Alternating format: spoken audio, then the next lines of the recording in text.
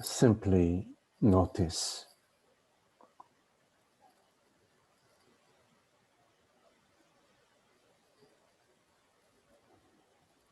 sounds arising out of the stillness, out of the emptiness.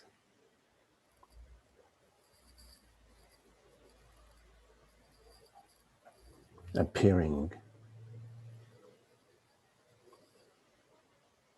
in the wide open space of awareness.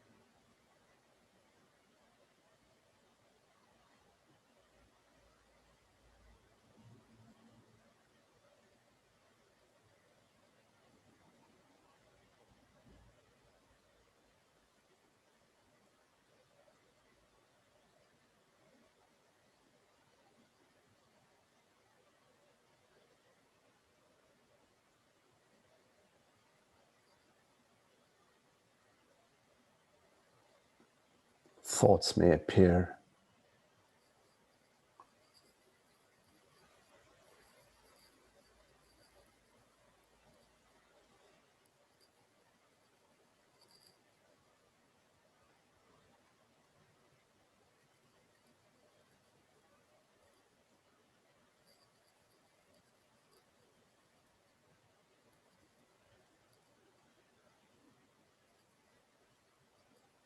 In the wide open space of awareness.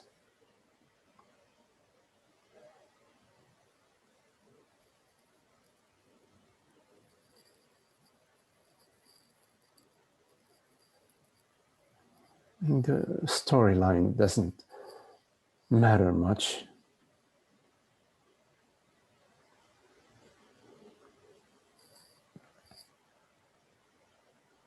The narrative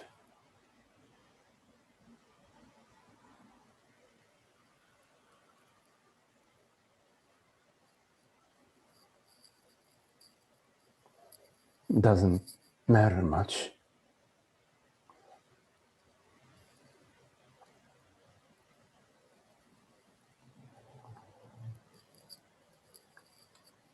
So there is no need to take it seriously.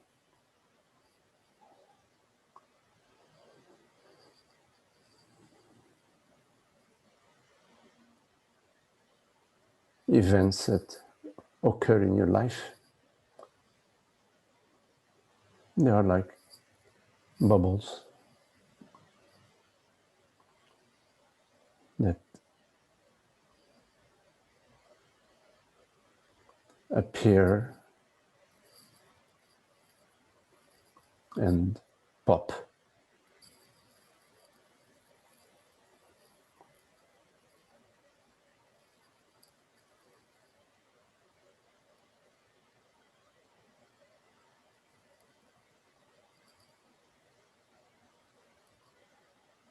They don't have much significance, really.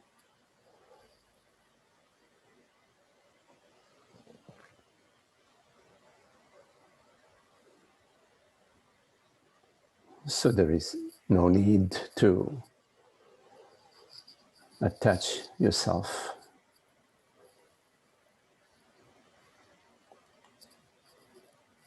to any appearance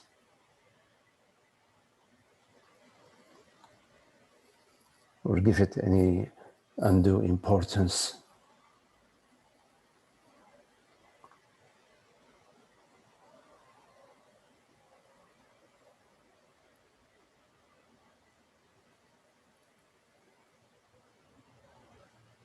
the body, the world, the mind, thoughts, memories. They are waves and sounds.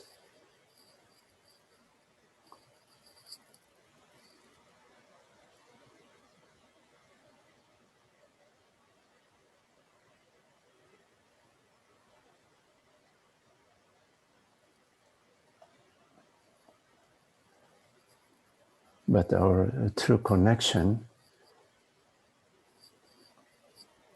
is the ocean, awareness, beingness.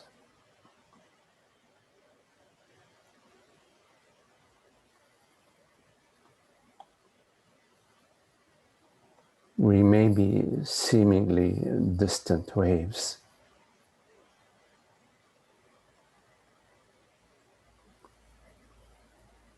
but in our reality, as the ocean, we are not separate.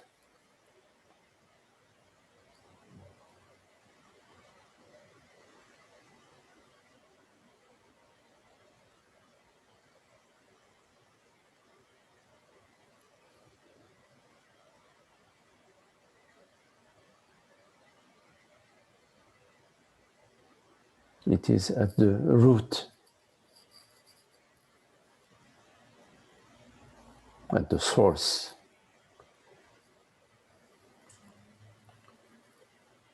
that we exist.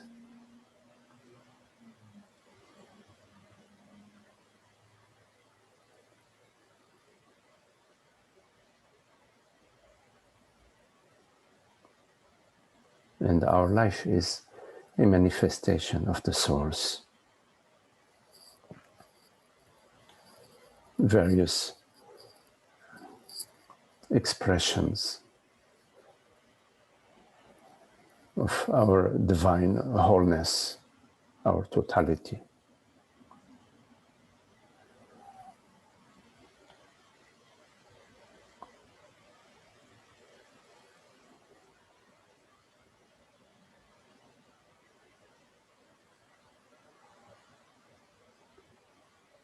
When I say I, what am I referring to?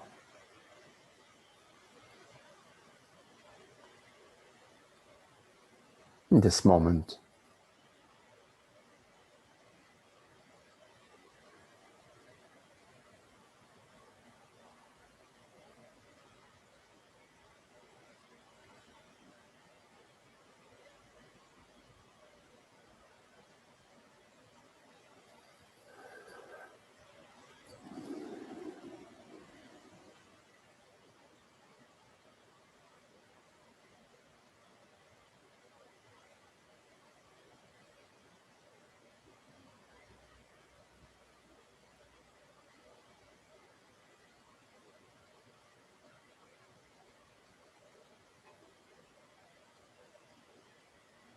what is it that is real, true,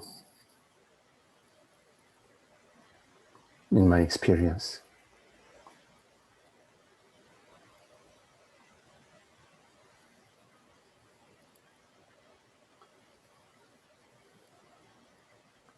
Is it my past and my future?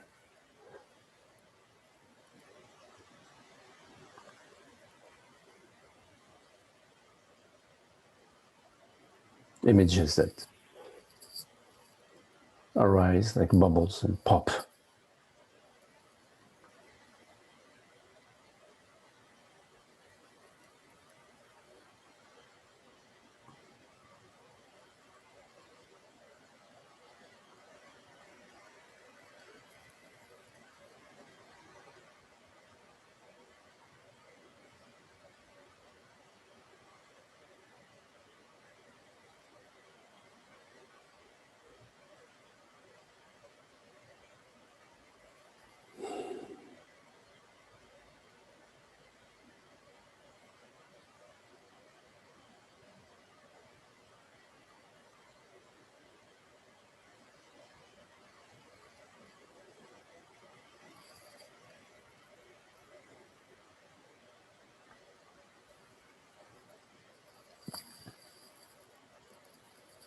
when you contemplate your experience,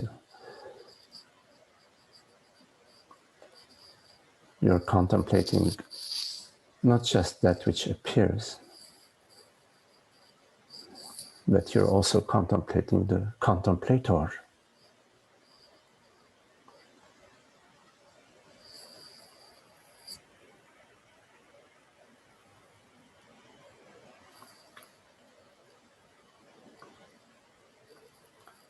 The contemplator is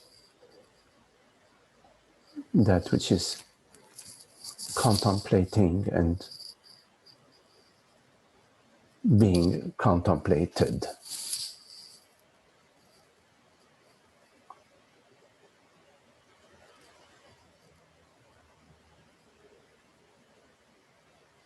So you never leave yourself in contemplation. You never leave yourself. You are both the subject and the object.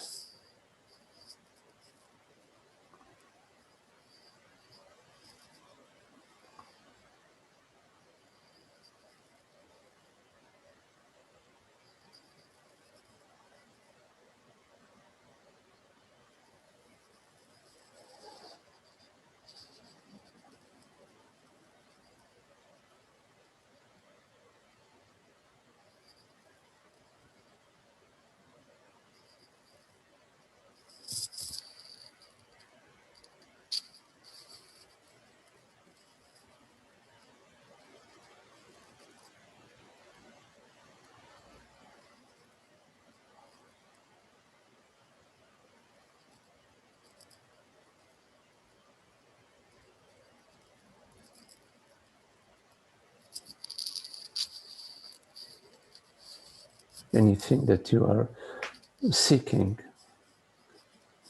cannot be found outside of yourself.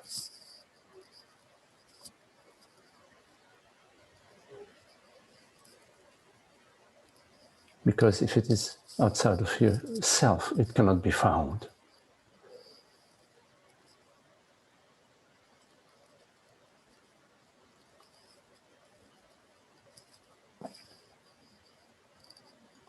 That which we are seeking is a peace and happiness.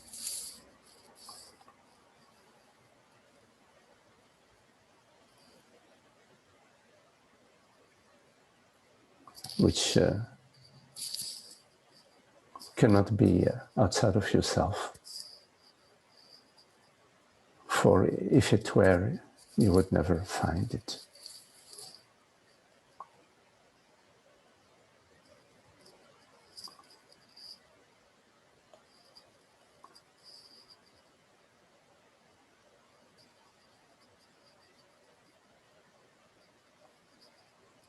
And whatever you find, whatever you discover that appears and disappears is not it. Because it is not truly found.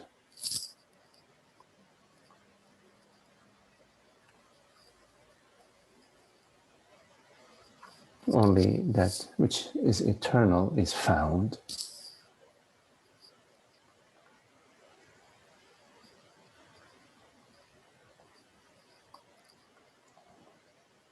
And that which finds it is that same eternity, that same eternal.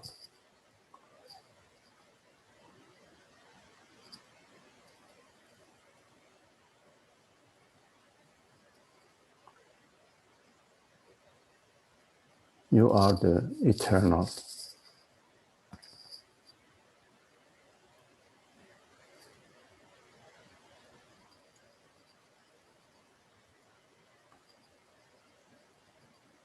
Not as an aging body-mind,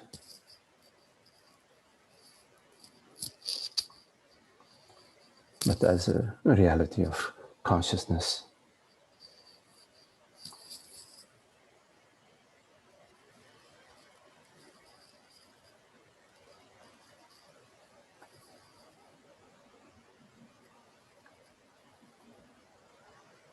So the storylines do not matter much to you.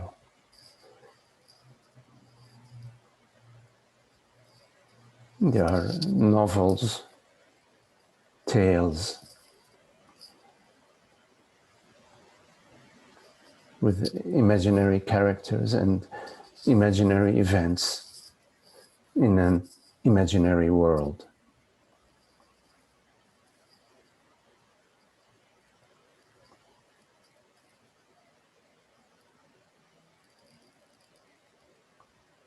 Within the imaginary realm, you will not find yourself.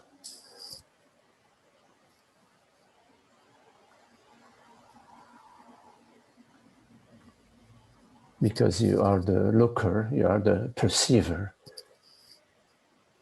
and not a character in any tale.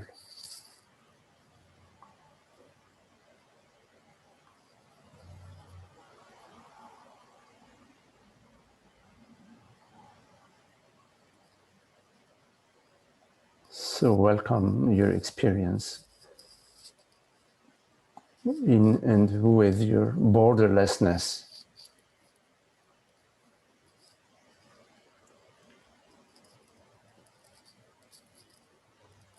Liberate your experience in the spaciousness of awareness. Allow it to be without defining it, without labeling it or categorizing it.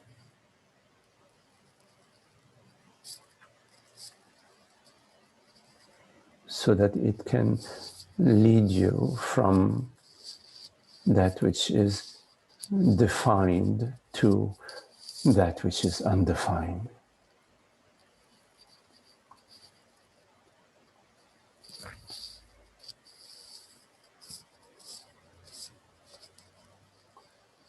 Like following the ray of the sun to the sun.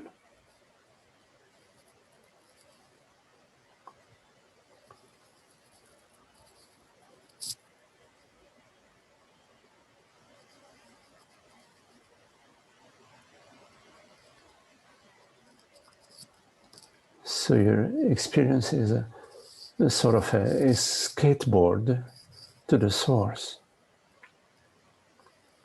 a surfboard to the source. That which is real in your experience, that which is uncaused, uncreated.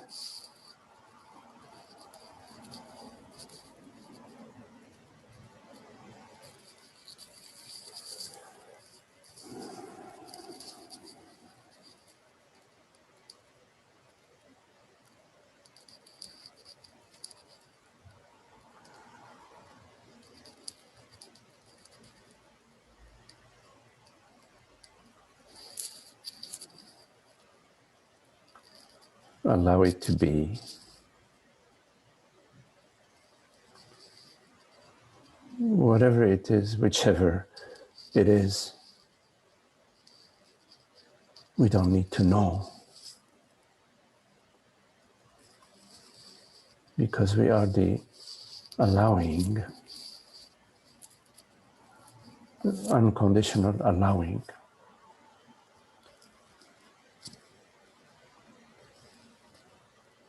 And in this unconditionality, we are this openness, this borderless, aware presence.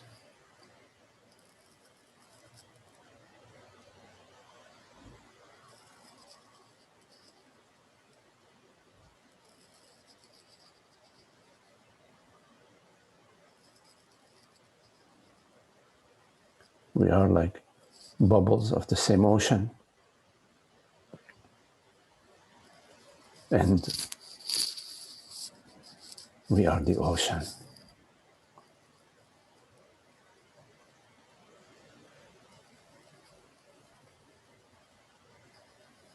The bubble appears within the ocean.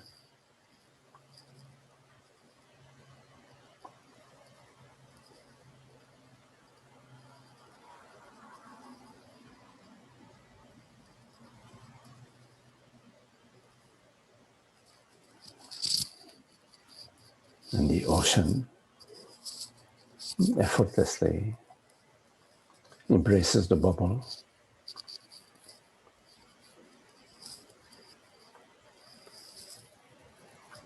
and invites it to pop.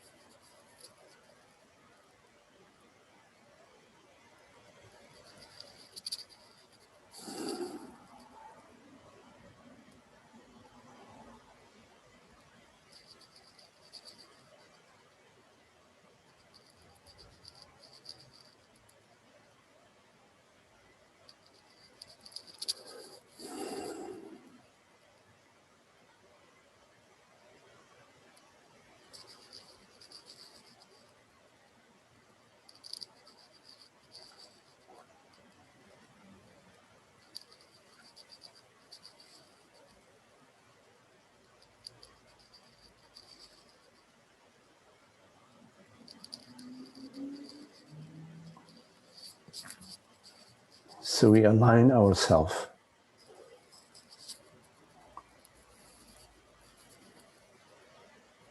with the globality rather than with the personality.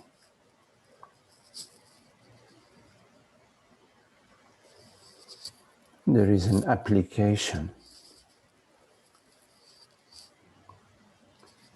where I say yes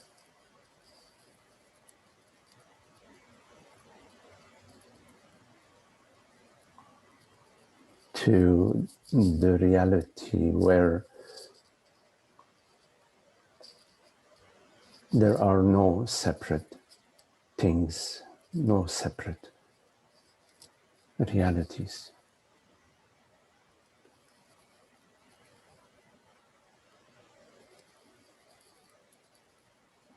Within my inner experience and within my activities in my life, I follow the path of stillness and surrender and love.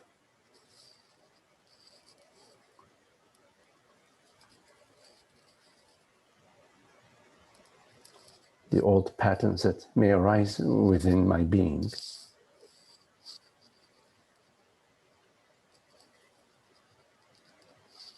I care no more for such patterns. They do not interest me as they used to.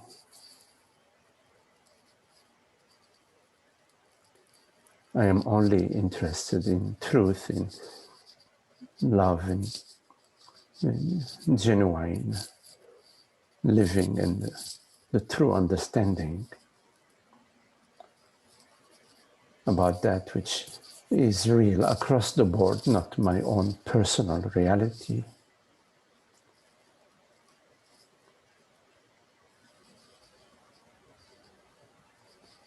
So the old habits of the personal self that knock on my door do not interest me.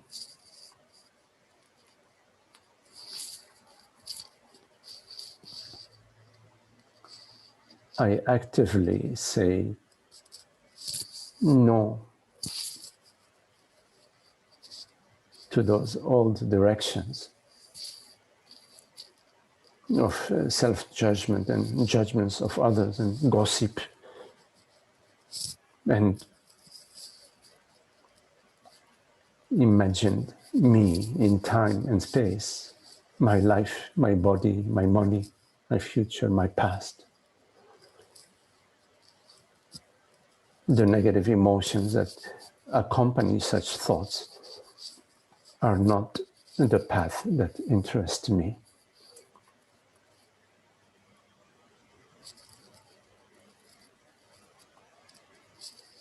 Rather, I'm available to the exploration and the contemplation of surrender and the yesness and the exploration of what is it like to be this transparency, to be this fluidity, to be the flow, to be the understanding, to be this transparency.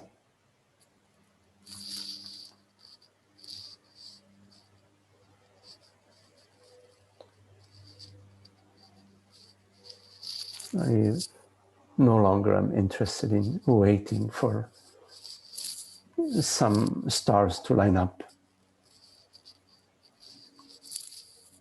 that would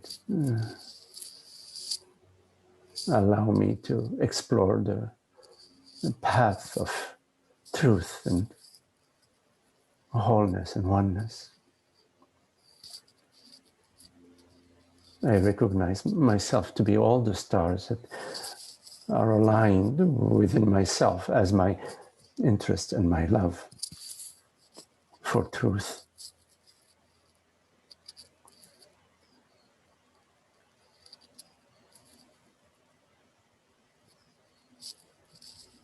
So I move from passivity to activity.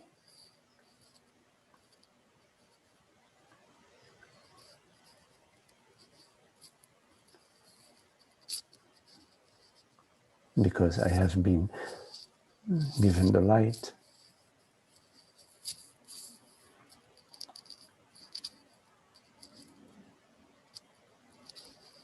And the light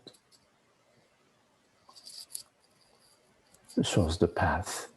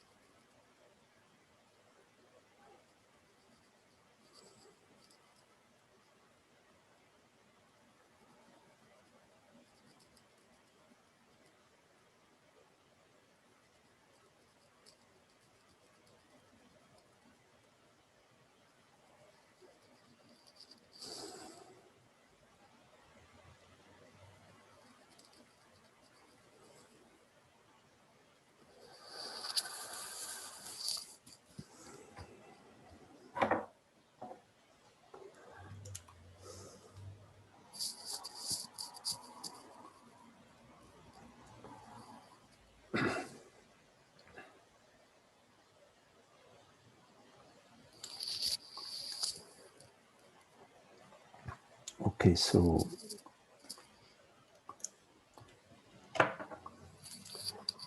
anything you would like to discuss, or any questions or commentaries?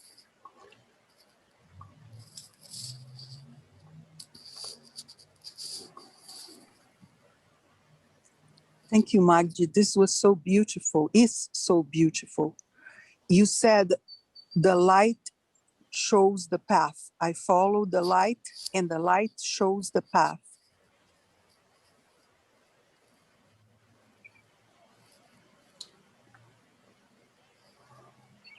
Did you mean this in a practical way?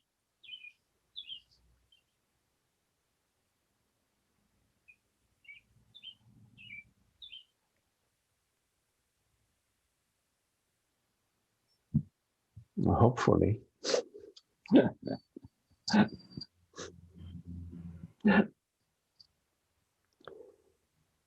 You know, I mean, in your experience through the bubbles, that you are not interested because you just want to be at peace within the ocean, not emphasizing, neither following or interested in the bubbles. You just keep on being called, like you said, the sun ray to the sun. And by this state of your focus, your beingness, your energy being no longer drawn to the bubbles, naturally the path opens up in front of you of like what and how, moment by moment. Is that what you said? Well, our interest is in truth, yes? Our interest is in that which does not come and go, unconditional love, causeless peace and happiness for all. So our interest is in the source, in the understanding. So the understanding is not downstream, the understanding is upstream, meaning to understand, we have to come to that which understands. So the understanding is the understanding of the understander. It's not an objective understanding. It's not an understanding about this or that. It is the understanding about the source. So our interest being in the source, not in what arises, what appears, not in the stories, the feelings, the thoughts, the events, the body, the bank account, but rather our interest is in the source. What appears are just events, like wavelets on top of the lake, waves on top of the ocean.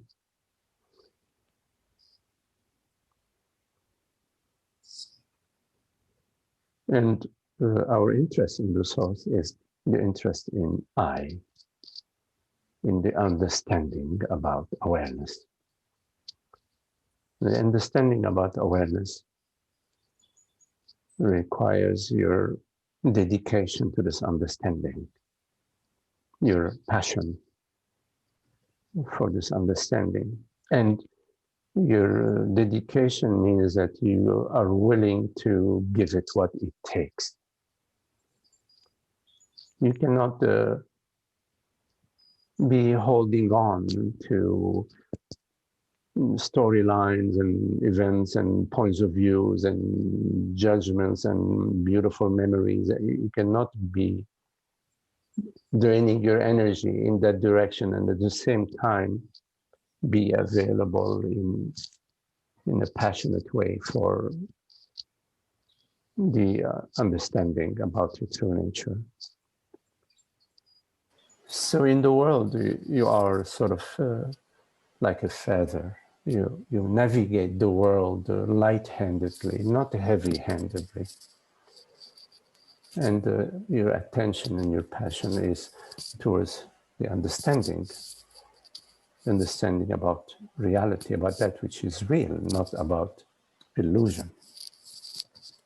And the understanding about reality is the understanding about awareness. And awareness is not a concept, because a concept is a result of the mind. A concept is a construct, a mind construct. So the understanding and the interest in awareness is an interest about the reality of awareness, not the concept awareness. So the interest is not in analytic or philosophical discourse about awareness. Rather, it is about the understanding about reality, about the reality of awareness. And it is not possible to have an illusory understanding about reality. The only possible understanding about reality has to be a real understanding. Only a real understanding about reality is real. An illusory or a partial understanding about reality is not real. It has to be a real understanding about reality. So therefore, given there is one reality, a real understanding about reality can only be done by reality itself. In other words, it is reality that understands itself. Now, obviously, I am interested and I am passionate about understanding myself. What is this? What is this I? What is this existence? What is this experience? So the interest and the passion in the understanding belongs to I. Belongs to I. It cannot belong to the mind, because the mind is a moving target. It says keep on moving. So there is an aspect of the I which is not moving, which is not objective, not phenomenal, non-phenomenal. It is that I which is interested in its own understanding, in understanding itself. And to understand yourself, you need to clear the stage which is full of stories about yourself.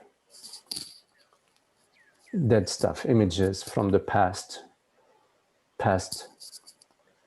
traumas and past sensations, and you have to clear the stage. When you clear the stage, then you find that you are that which has always been. This is so beautiful. Thank you, Magdi. Thank you. The freedom is a freedom from illusion. It's a misunderstanding, being clear about the misunderstanding. The misunderstanding is that I am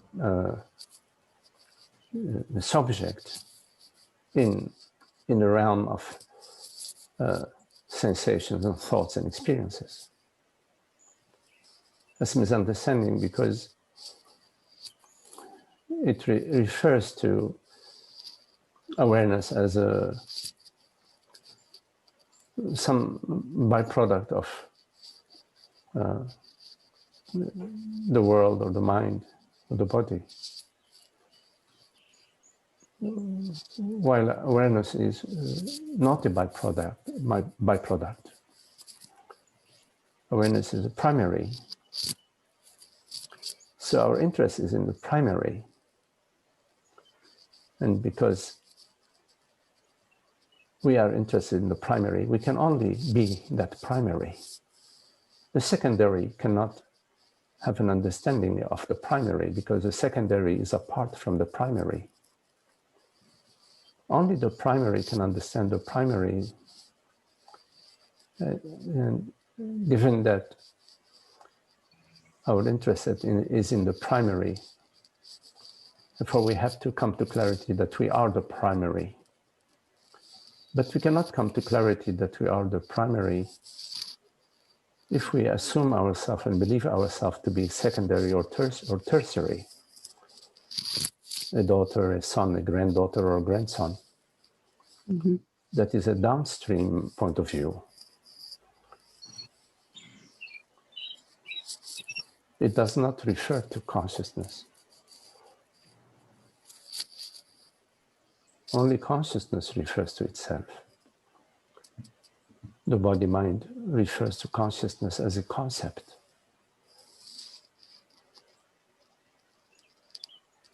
Which is not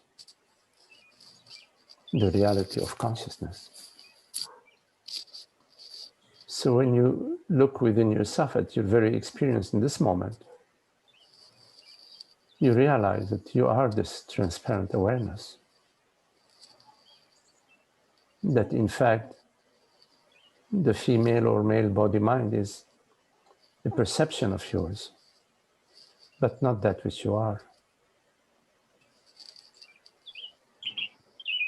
Like a mirror reflects so many images and so many sounds,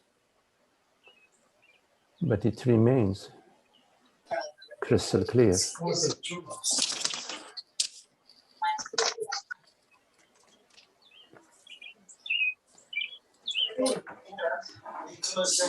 Tom.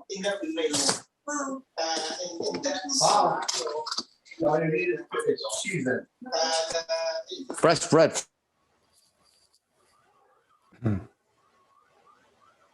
So Anna, I muted everybody, so I may have muted you as well. So you're welcome to unmute yourself.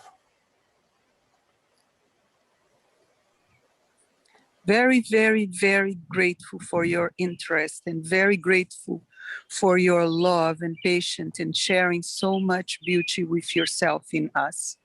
Thank you, Magdi. This is such, this is like, and you talk about the ocean and the waves and the bubbles. And as you were talking, I saw that foam bubble dissolving back into the ocean. I love these images. It's so, so beautiful. I better mute myself because I'm going to smear you in honey right now. That's not good. I love honey. Thank you. Thank you. Okay, Anna Maria. Any questions?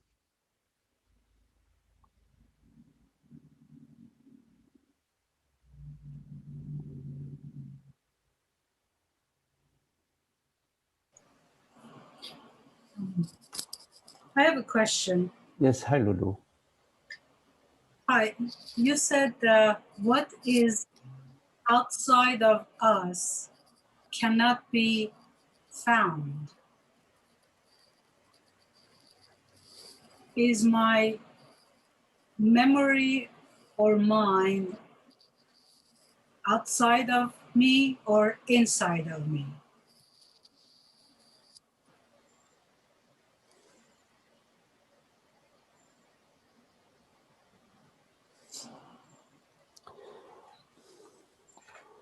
So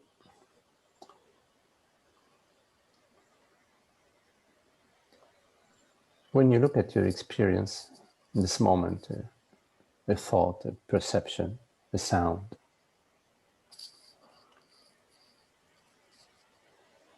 there is an intimacy. For example, the hearing this right now.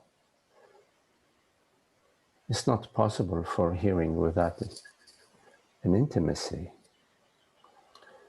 One could say, as a metaphor, that is the intimacy between the listener and that which is being listened to. In other words, the intimacy of a subject and an object. So when a subject and an object meet, there is love, there is intimacy. So one could say that perception, perceiving, or sensing requires a certain intimacy.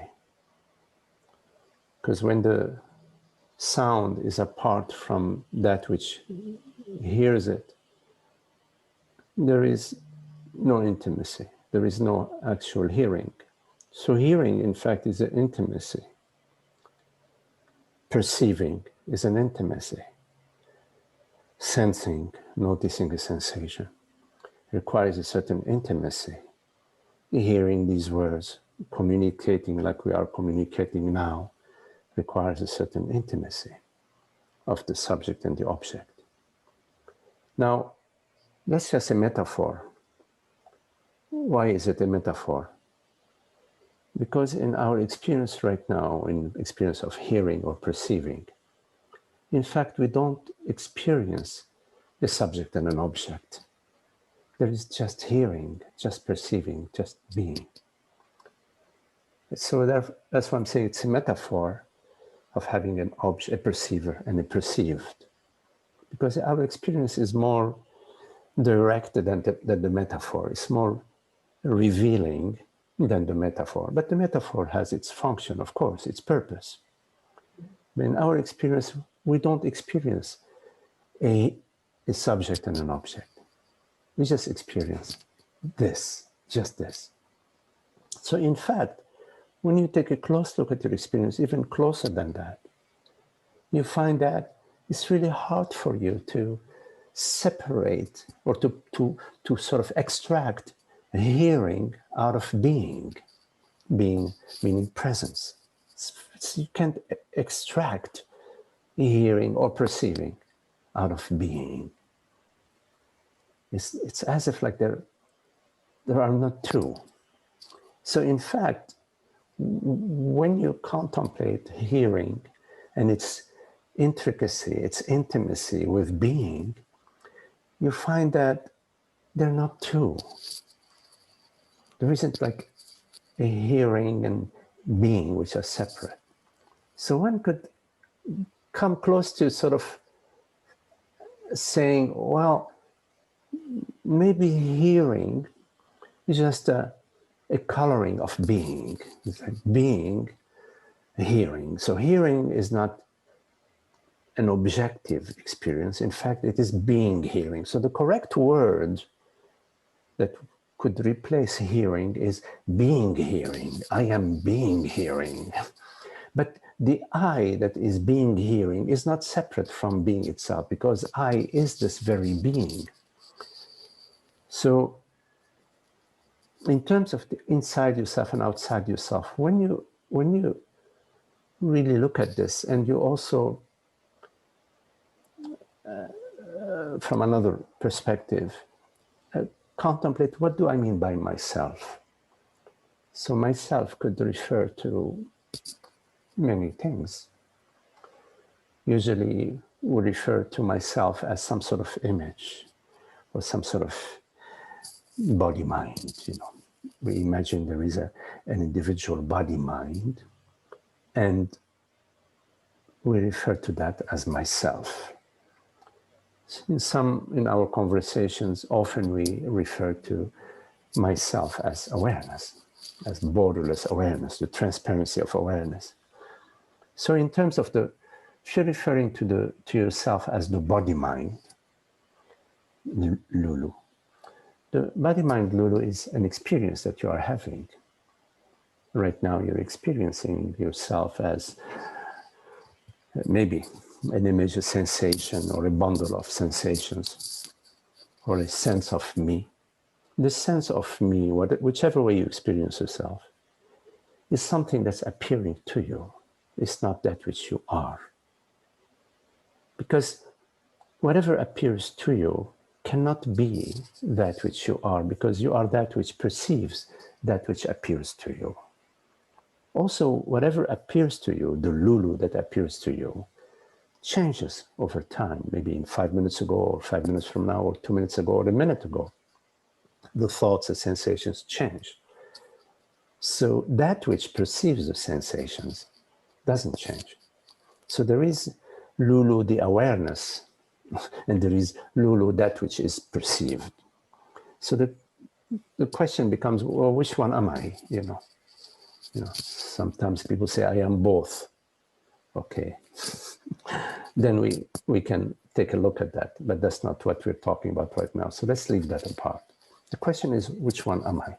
There is that which does not change, and there is that which is constantly changing. So the question then comes, are these thoughts and perceptions appearing inside of me or outside of me? Inside of me as awareness, or inside of me as Lulu? So let's take awareness. Awareness is that which hears these words right now. It has no name. You're hearing these words right now, meaning awareness, hearing these words right now via the body-mind instrument. Yes, it's hearing, and via the brain that has been very well trained, it understands the words that are being spoken in English. So there is an instrument, there is a body-mind instrument, but the instrument is not that which perceives. The instrument is a tool that is used for I perceive, for the self to perceive, for consciousness to perceive. I often use the metaphor of the binoculars. We use the binoculars to perceive the bird, but it's not the binoculars that perceive. It is the bird watcher that perceive. So that which perceives is consciousness awareness. And then the question arises, is there anything that arises outside of awareness? Then you have to ask yourself this question. Is there anything that arises outside of awareness? Is there, in fact, an outside or an inside to awareness? No. So then the question about does my experience arise inside of me or outside of me does not apply, because awareness has no inside of it or outside of it.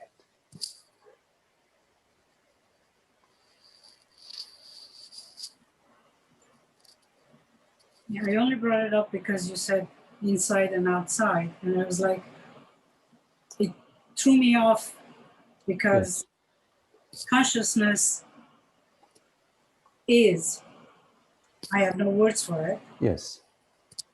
And the consciousness uses this body to experience certain things. Yes. Whatever that is. Yes. Well, this conversation, for example.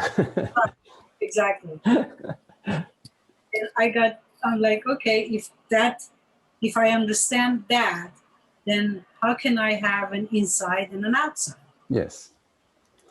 I don't remember how I use the term inside and outside. When I'm speaking sometimes in contemplation, there is a certain flow, but I get it, how it can raise the question that you're raising. Yes, absolutely.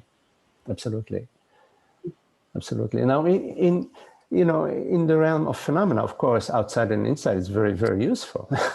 When I say, the milk is inside the refrigerator, it's very useful. And it's these concepts, the conceptual realm is very, the mind is very important for the navigation of the human life, the human experience.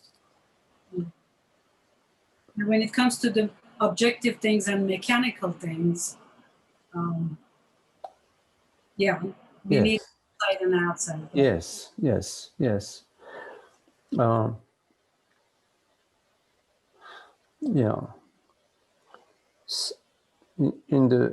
When we're looking at truth, reality, awareness, we realize that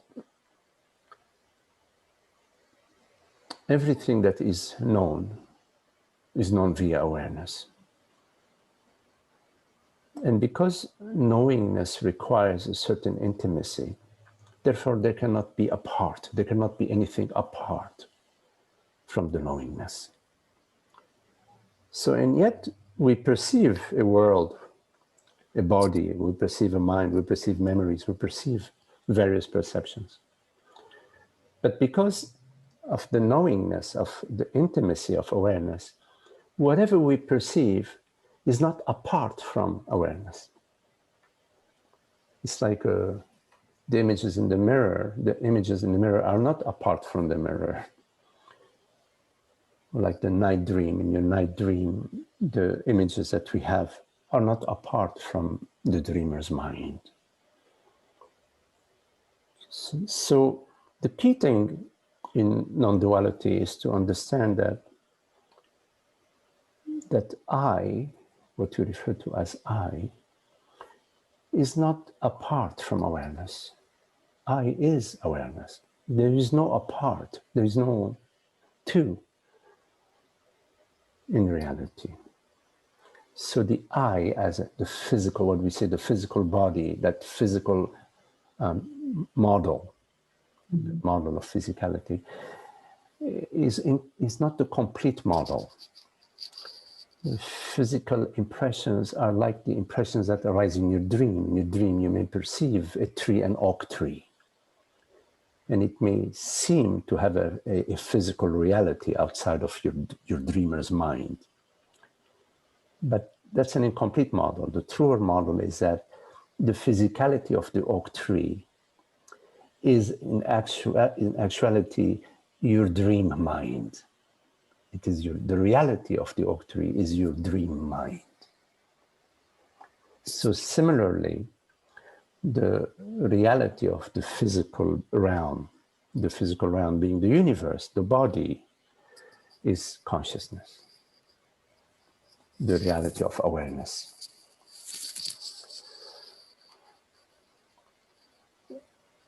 That contemplation, that understanding is important because all the negative emotions we experience are due to the model that consciousness depends on the body, and that I am the body mind, and therefore I am mortal. The body mind is mortal, appears and disappears. So as soon as there is that model that's operating, there is worry and concern, fear about ending, and of course the sense of incompleteness, the sense of lack.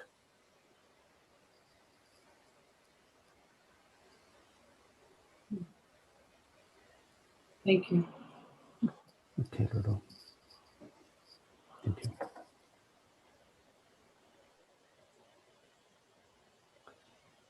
Any questions?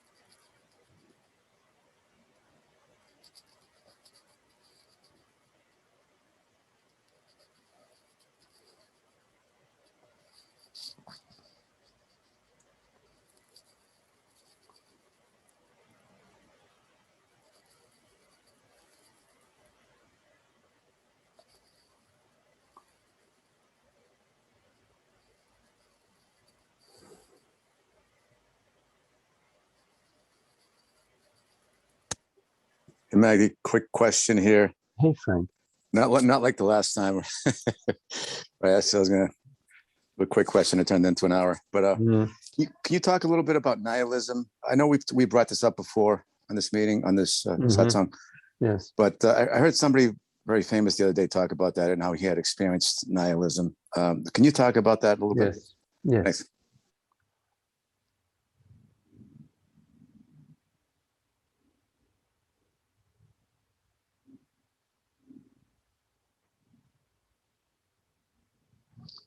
So in nihilism, the understanding is that there is no separate self, which is true, correct. But it goes a little further. It also says there are no things, which is also true, in that there are no separate realities, no realm of separate things as real things, a separate reality to things, which is also true. But it goes even further, and it says there is no reality. There is no self. There is no capital self, no reality. And it is a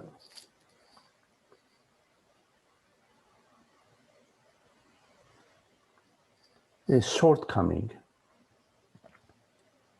in the spiritual path.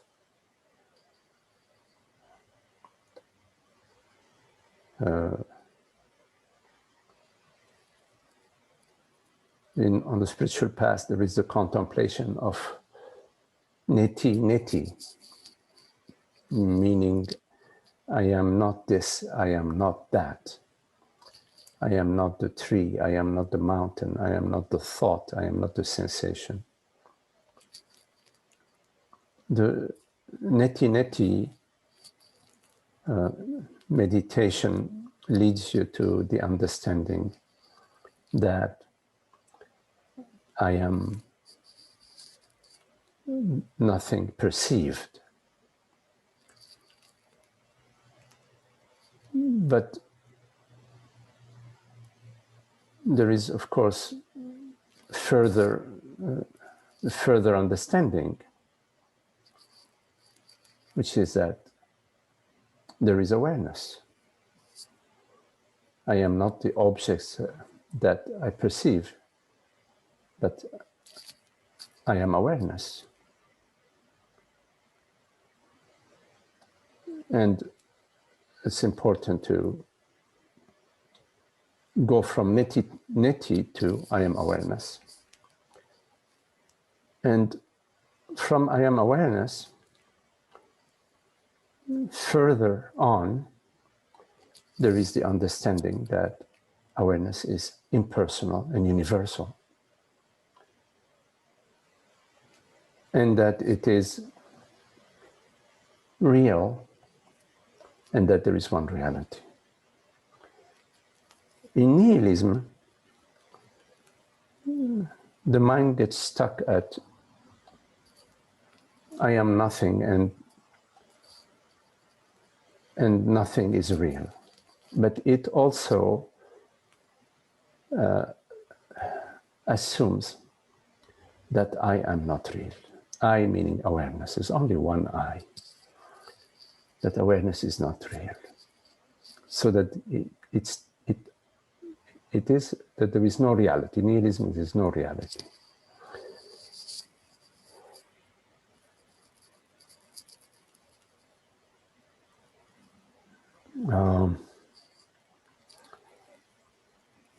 It's a very unfortunate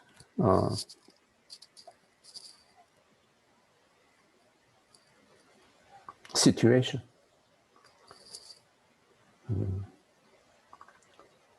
Unfortunately, there are teachers that are very popular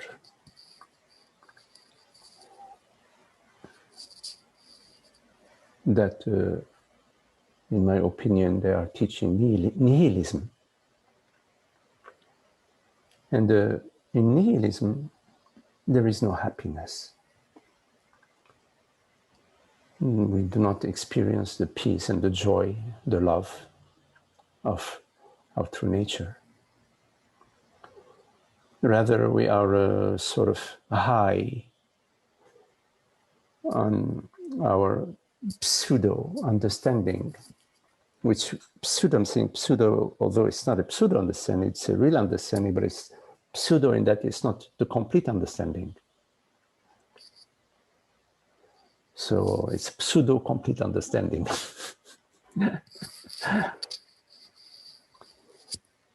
And without the perfume of love, without the happiness, what's the point? Who cares? Who cares if you are the greatest nihilist in the world? You have all the medals and all the rings, you know, the nihilistic rings and the crown, the greatest nihilist crown in the world. And you are not happy.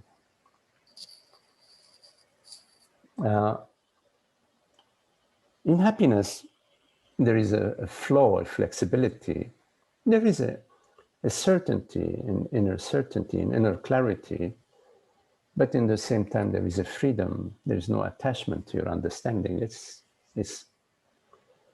like the sun is not attached to its light. It shines without attachment. While in my experience of whenever there are pseudo-complete understandings, there is a lot of argumentation around folks like that, which I don't care too much for.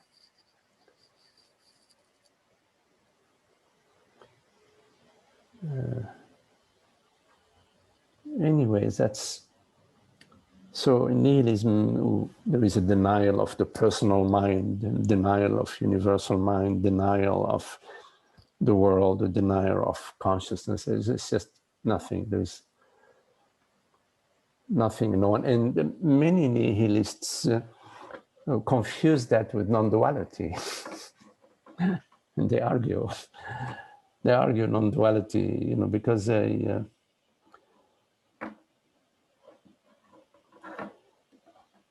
not open, unfortunately. Anyways, that's how it is.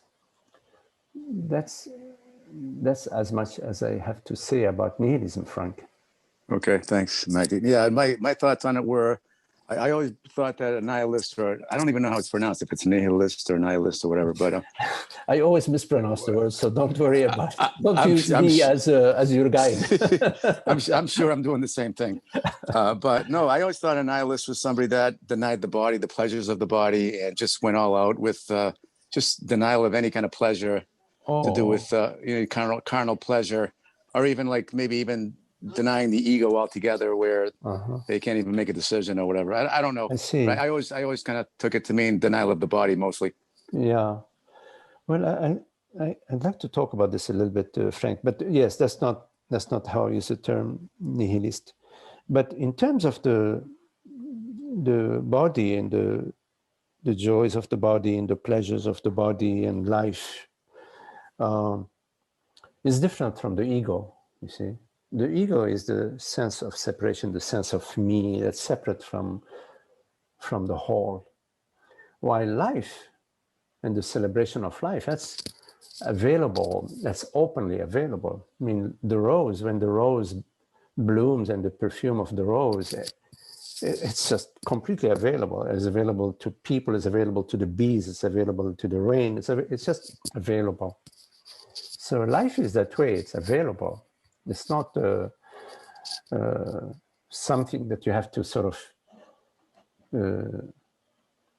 what do you say, distance yourself from it, or be like a austere. No, austerity is, I think, some foolish religious thing. You know, I don't not much of an austere. I don't, buy into that. Of course, there is a balance in life, you see, but life is there available for us to celebrate. But it's different from using life for your happiness, you see. You can celebrate happiness in life, friendship, a walk in the park, swimming in a lake, listening to the birds, whatever, painting, playing music, whatever, you eating some nice flavored ice cream with a touch of Kahlua, whatever you like. That's okay, you see, as long as it's not the source of your happiness, you see. It's not, if you don't have it, oh, I'm unhappy because I don't have it. No, you see, that's the wrong approach towards the celebration and the joy of life,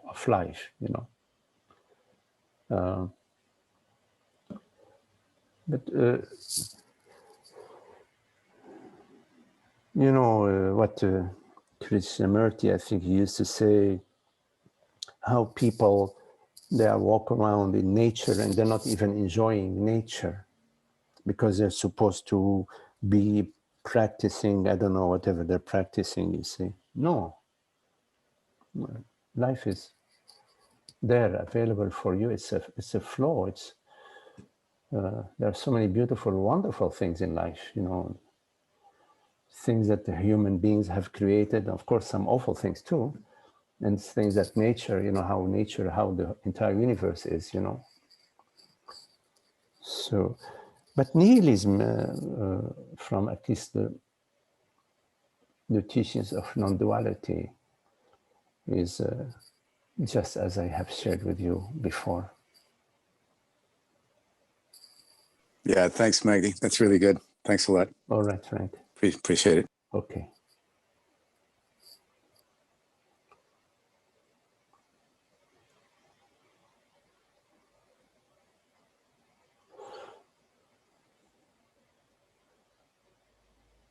So they're like the teachings of emptiness, Teaching of emptiness, they go hand in hand with creation. That out of emptiness, form arises. Out of the formlessness, form arises. Form is formlessness, and formlessness is form. This is more like the Buddhist, in the Buddhist tradition, they speak that way. Which in the non-dual perspective, we speak about awareness, the reality of consciousness, and that the world, body, mind, which are arisings, which is quote unquote a form, their reality is awareness, their reality is a formless. So this is more in line with the teachings of emptiness, which is quite different from nihilism.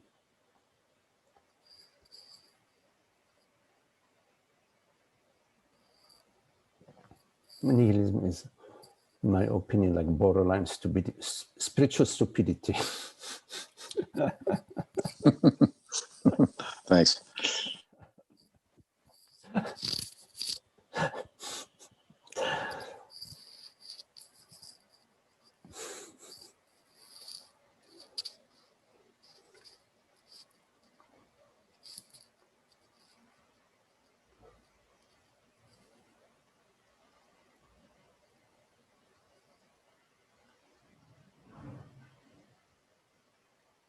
So I like to invite you to experience yourself as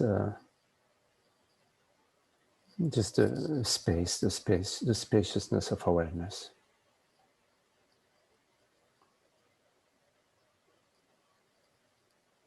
Sort of whatever sensation is arising to you right now, to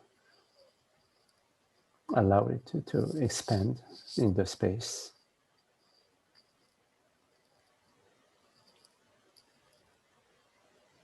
No borders, no direction, no intention. Simply noticing the vastness of awareness and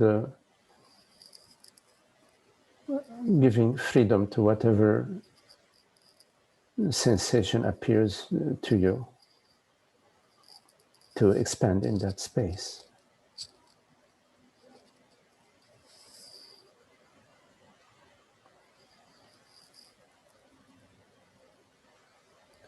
So that both in front of you and behind you, the entire space, not just the space in front of you, but the entire space, as if it's expanding also in the directions that are behind you, beneath you, around you, over you, in the entire, all the possible directions.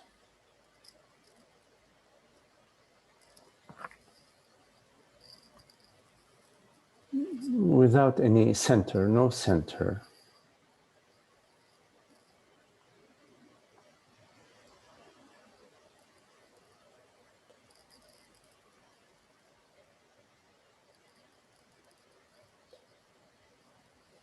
Feel and sense this expansion beyond the walls, beyond the ceiling, beyond the ground. No, nothing in the way.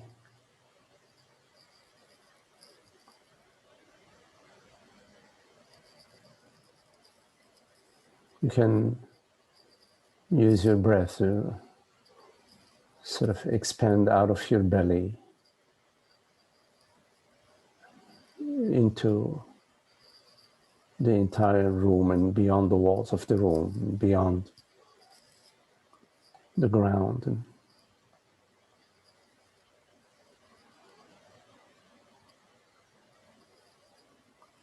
so you are exhaling in the entire realm, the entire space, the entire universe, and inhaling. The entire universe is inhaling and exhaling.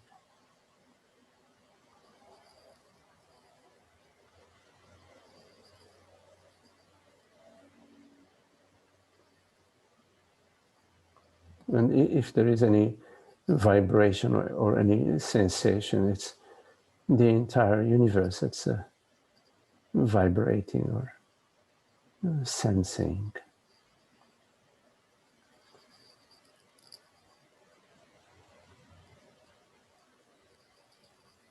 There are no limits to that.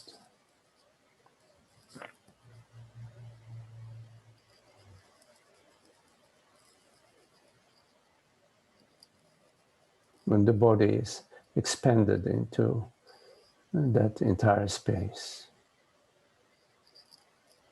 as sensation, as space.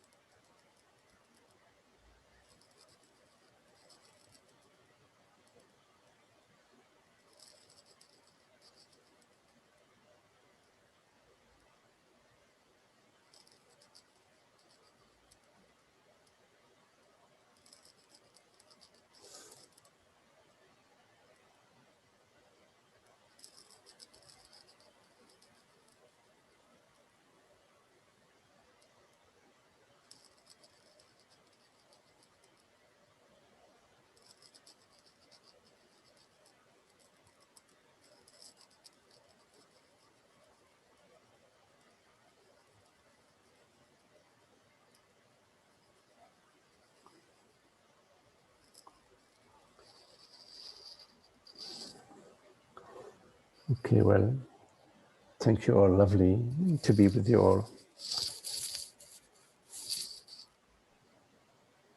Much love to you. Thank you, Magdi. Thank you, Magdi. Thank you all. Thank you. Thank you.